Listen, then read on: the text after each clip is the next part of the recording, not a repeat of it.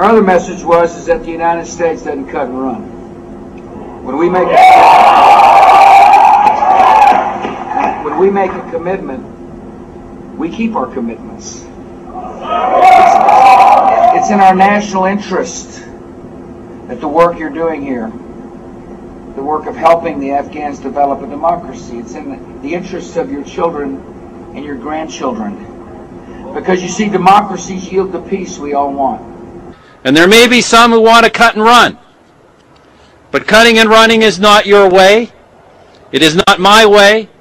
And it is not the Canadian way. Your work is important because it is in our national interest to see Afghanistan become a free, democratic, peaceful and secure country. The world judged the Iraqi regime was a dangerous aggressor.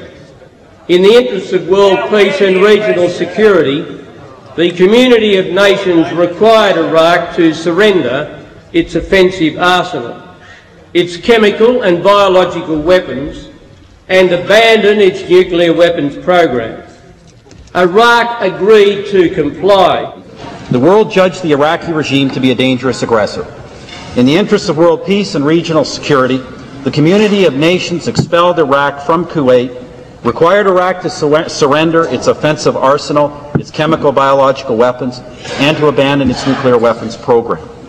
Iraq agreed to comply. Iraq's continued defiance of the community of nations presents a challenge which must be addressed. Presents a challenge which must be addressed.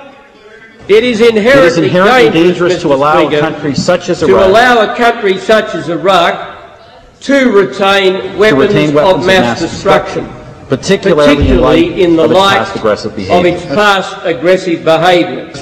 If the world community fails to disarm Iraq, we fear that other rogue states will be encouraged to believe that they too can have these weapons, these most deadly of weapons, to systematically defy international resolutions, and that the world will do nothing to stop them. That is the ultimate nightmare, Mr. Speaker, which the world must take decisive and effective steps to prevent. Possession of chemical, biological, or nuclear weapons by terrorists would constitute a direct, undeniable, and lethal threat including to Canada Australia and its people. The world has tried for years other means, but so far to no avail. We cannot walk away from the threat that Iraq's continued possession of weapons of mass destruction constitutes to its region and to the wider world.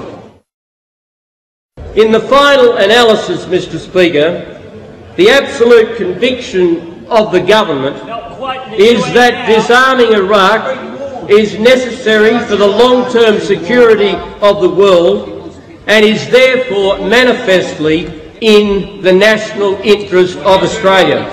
In the final analysis, disarming Iraq is necessary for the long-term security of the world, to the collective interests of our historic allies, and therefore manifestly, Mr. Speaker, it is in the national interest of this country.